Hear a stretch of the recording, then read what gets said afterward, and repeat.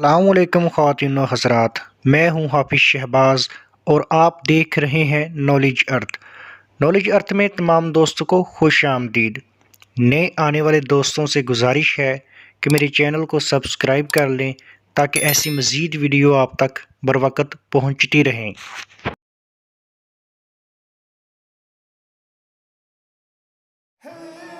हमारे प्यारे नबी हज़रत मुहम्मद सल्लल्लाहु अलैहि वसल्लम ने हमें बताया कि जब तुम कब्र में दाखिल होंगे तो उस पहले मिनट में क्या देखेंगे, क्या सुनेंगे।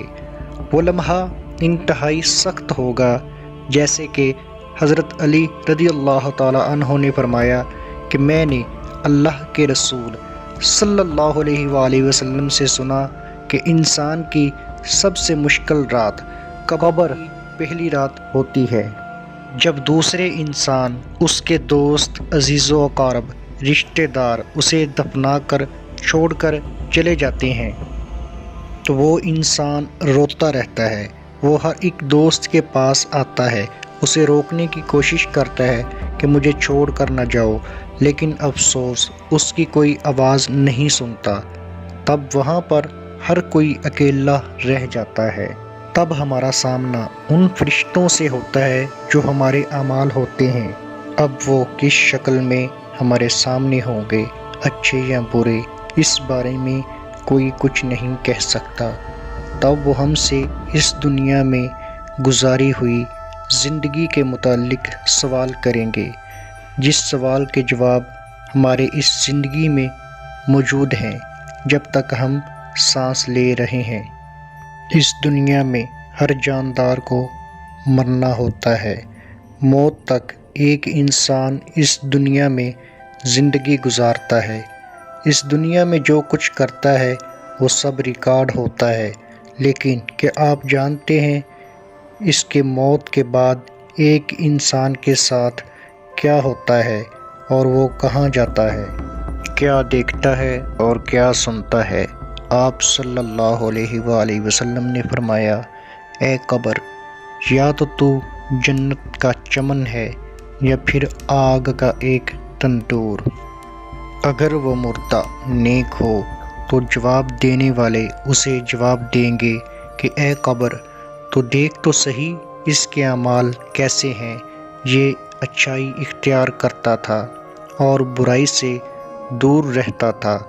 ये सुनकर कब्र कहती है कि बेशक ये नेक था, अब मैं इसके लिए सरसब्ज हो जाती हूँ। तब फरिश्ते उस नेक इंसान को जन्नत से लाई हुई एक खुशबू लगाते हैं। जिस खुशबू की एक बूंद इस दुनिया में भेजी गई तो ता क़यामत इस दुनिया में उस भेजी गई खुशबू से महकती रहेगी। इस मुर्दे का जिस्म उस वक्त रोशन हो जाता है और उसकी रूह अल्लाह ताला की तरफ भेज दी जाती है, जहाँ उस इंसान के लिए वहाँ आसमान के दरवाज़े खुल जाते हैं। 7 आसमानों पर 7 दरवाज़ों से उस इंसान की रूह गुज़रती है, जहाँ हर दरवाज़े पर मुकर्रर निगहबान इसे सवाल करता है कि तुम कौन हो। फिर जवाब सुनने के बाद वो इस इंसान को अगले आसमान की तरफ भेजता है, यहाँ तक कि वो 7वें आसमान तक पहुँच जाता है।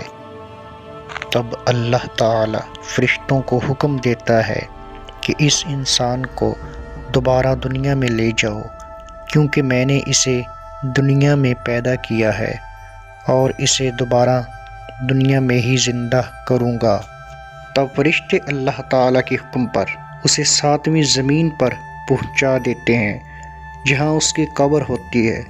जो कोई भी उसकी कब्र की ज़ियारत के लिए आता है तो वो कब्र से अंदर से उसकी बातें, यहाँ तक कि कदमों की आवाज़ें भी सुनता है। तब इस वक्त उसके पास 2 फरिश्ते अपने दांतों से ज़मीन चीरते हुए आते हैं।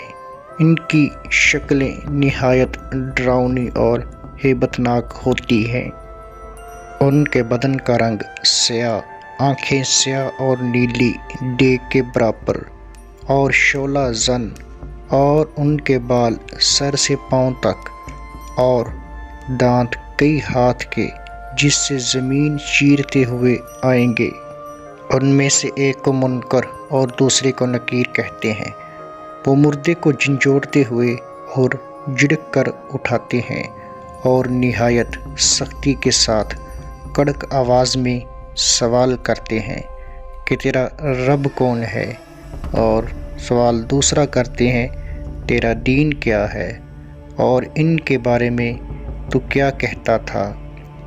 ناظرین کرام، اگر مردہ مسلمان ہے تو پہلا سوال کا جواب دے گا کہ میرا رب اللہ عز و جل ہے، اور دوسرے کا جواب دے گا کہ میرا دین اسلام ہے، اور تیسرے کا جواب دے گا کہ وہ تو رسول اللہ صلی اللہ علیہ وآلہ وسلم ہے۔ پھر وہ پوچھیں گے کہ تجھے کس نے بتایا، تو وہ کہے گا کہ میں نے اللہ کی کتاب پڑھی، اس پر ایمان لایا اور تصدیق کی۔ تب اس وقت آسمان سے ایک آواز آئے گی کہ بے شک اس نے سچ کہا، تو اس کے لیے جنت کا بچھونا بچھاؤ اور جنت کا لباس پہناؤ، اور اس کے لیے جنت کی طرف ایک دروازہ کھول دو۔ جنت کی نسیم اور خوشبو اس کے لیے آتی رہے گی، اور جہاں تک اس کی نگاہ جائے گی وہاں تک اس کی قبر کشادہ کر دی جائے گی۔ تب اس کے لیے جنت کی کھڑکی کھول دی جائے گی، مگر اس سے پہلے اس کے بائیں ہاتھ کی جانب جہنم کی کھڑکی کھول دی جائے گی، جس کی لپیٹ اور گرم ہوا اور سخت بدبو آئے گی، تو اسے فوراً بند کر دیا جائے گا۔ پھر اس کے بعد اس کے داہنے طرف سے جنت کی کھڑکی کھول دی جائے گی، اور اسے کہا جائے گا کہ اگر تو ان سوالوں کے صحیح جواب نہ دیتا تو تیرے واسطے وہ تھی، پر اب یہ ہے۔ تب وہ اس کھڑکی سے جنت کے نظارے دیکھے گا اس وقت تک جب تک وہ دوبارہ زندہ نہیں کیا جاتا، اور قیامت کے بعد اسے اسی دروازے سے جنت میں داخل کیا جائے گا جو دروازہ اس کے لیے قبر میں کھولا گیا تھا۔ لیکن یہ سب اس انسان کے لیے نہیں ہوگا جو اس دنیا میں اللہ کے کاموں کو بھول کر شیطانی کاموں میں مصروف رہا ہو۔ اس کے لیے سب کچھ برعکس ہوگا۔ پہلے اس کے لیے جنت کی کھڑکی کھولی جائے گی تاکہ اس کی خوشبو، ٹھنڈک، راحت اور نعمت کی جھلک دیکھ سکے، اور پھر اسے بند کر دیا جائے گا، اور دوزخ کی کھڑکی کھول دی جائے گی تاکہ اس پر عذاب کے ساتھ اس نعمتوں کی حسرت بھی ہو۔ تب اسے لباس پہنایا جائے گا، اور اس کے لیے جہنم کی طرف ایک دروازہ کھول دیا جائے گا جس کی گرمی اور لپیٹ اس کو پہنچے گی، اور اس پر عذاب دینے کے لیے 2 فرشتے مقرر کر دیے جائیں گے جو اندھے اور بہرے ہوں گے، اور ساتھ لوہے کا ہتھوڑا ہوگا۔ وہ ہتھوڑا ایسا ہوگا کہ اگر پہاڑ پر ایک بار مارا جائے تو وہ خاک ہو جائے گا۔ وہ اس ہتھوڑے سے اس کو مارتے رہیں گے۔ ناظرین کرام، یہاں ایک اور نقطہ بتاتا چلوں۔ انسان ہونے کے ناطے ہمارے ذہنوں میں اکثر یہ سوال آتا ہے کہ جو لوگ اپنے مردوں کو دفناتے نہیں ہیں، جلا دیتے ہیں یا ویسے پھینک دیتے ہیں، تو ان کے ساتھ کیا معاملہ پیش آئے گا؟ ناظرین کرام، مردہ اگر قبر میں زندہ نہ کیا جائے تو جہاں پڑا رہ گیا یا پھینک دیا گیا، غرض کے کہیں بھی ہو، اس سے وہی سوال ہوں گے اور وہی ثواب یا عذاب اسے پہنچے گا۔ پھر جب ان کو آسمان کی طرف لیا جائے گا تو پہلے آسمان کے دروازے پر ان کو داخل ہونے سے روک دیا جائے گا، جیسا کہ قرآن کریم کی سورۃ الاعراف کی آیت نمبر 40 میں اللہ تعالیٰ کا ارشاد ہے: جن لوگوں نے ہماری آیتوں کو جھٹلایا اور ان سے سرتاپی کی، ان کے لیے نہ آسمان کے دروازے کھولے جائیں گے اور نہ ہی وہ بہشت میں داخل ہوں گے، یہاں تک کہ اونٹ سوئی کے ناکے میں سے نہ گزر جائے، اور گناہ گاروں کو ہم ایسی ہی سزا دیا کرتے ہیں۔ حضرت محمد صلی اللہ علیہ وآلہ وسلم نے فرمایا، لوگوں اپنی موت کو یاد کیا کرو۔ ناظرین کرام، آج ہم سب اپنی زندگی میں مصروف ہیں، اس قدر مصروف ہیں کہ ہمیں اپنی موت یاد نہیں ہے، اس بات سے بے خبر ہیں کہ موت ہمارے پیچھے ہے، لیکن ہم کس کے پیچھے ہیں؟ یہ سوال ایک بار آج اپنے آپ سے ضرور کیجئے گا۔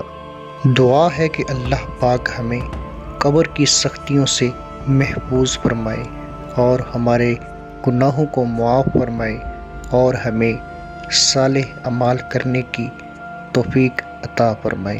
آمین ثم آمین۔